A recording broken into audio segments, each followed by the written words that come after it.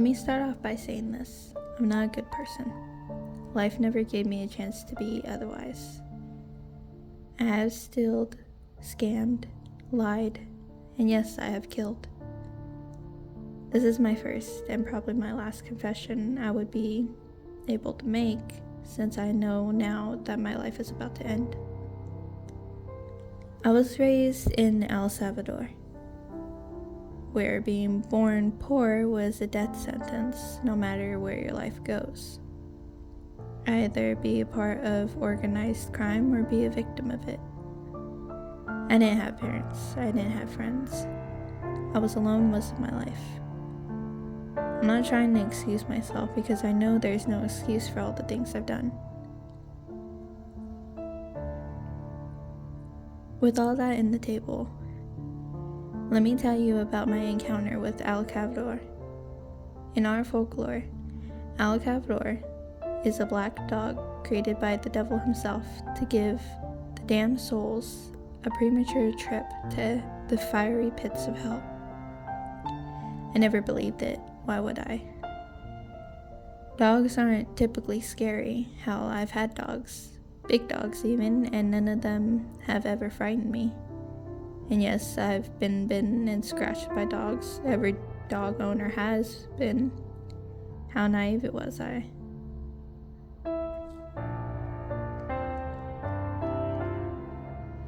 I was walking to my house, if you could call my small, rickety structure made of mismatched planks that way. It was nighttime. The weather was warm as usual for a tropical country. No clouds at all in the sky. I could see the stars decorating the dark canvas of the sky as my footsteps were the only sound I could make out during the quietness of the night. I came back from a shitty day, with not a single cent to my name for food or water, when all of a sudden, as I was reflecting on how I came to that point in my life, a chill ran down my spine. Have you ever had the feeling of someone or something watching you? You probably had. Now imagine it while you're alone. Down a path you have walked a million times, feeling as safe as someone who knows your road like the palm of the back of your hand. The sudden realization that I wasn't safe at all, my legs started to tremble and my breathing got heavier, as if the air became thicker and impossibly hot.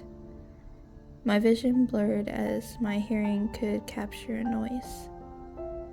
An unfamiliar noise from that place. It sounded like a hoof, like one of those goats. Faintly but constant and approaching rapidly. When my sense of sight came to, I asked if someone was there.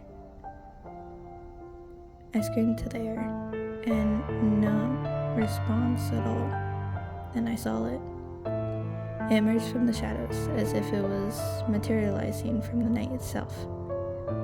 Its eyes burned with intent, blood-red glow that pierced through the darkness.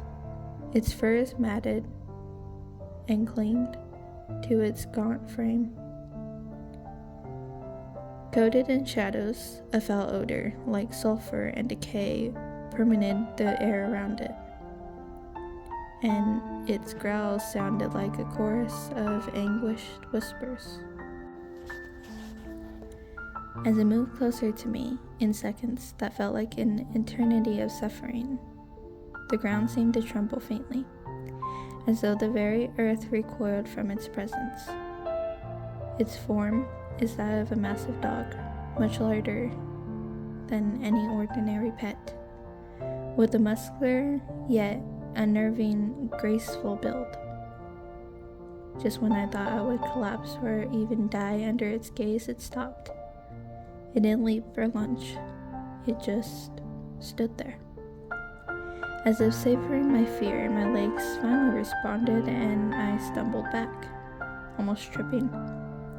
My mind was a storm of terror, but something pushed me to take another step, then another. With every step I took, it followed. always staying just out of reach, but close enough for me to see it.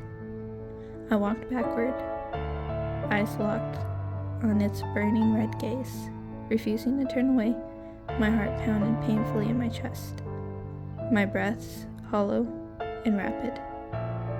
It felt like hours, that slow retreat, my feet dragging over rocks and roots. The scent of decay clung to me, the echo of its growl lingering in my ears. I know the story.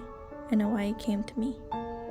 But what I don't know is why, as suddenly as it appeared, it vanished.